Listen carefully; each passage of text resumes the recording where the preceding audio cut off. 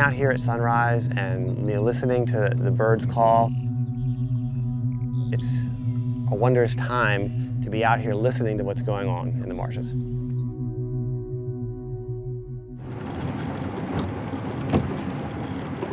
Okay. Strap came undone. Today, we were at the Menai Bay component of the Chesapeake Bay National Estuarine Research Reserve. It's a fairly expansive salt marsh, and we were doing a marsh bird monitoring survey.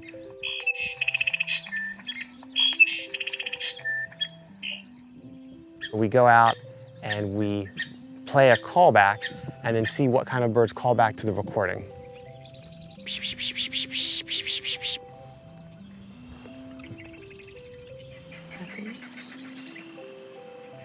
One of the great things about this survey is bird life can be an indicator of marsh health.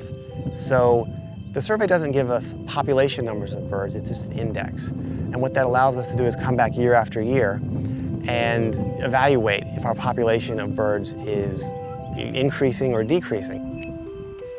The birds and the habitat are really closely tied together. They need good quality habitat to be able to forage and nest.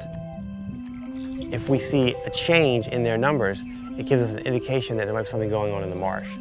And the marsh itself is facing challenges. These marshes are getting inundated more frequently and they're getting higher high tides.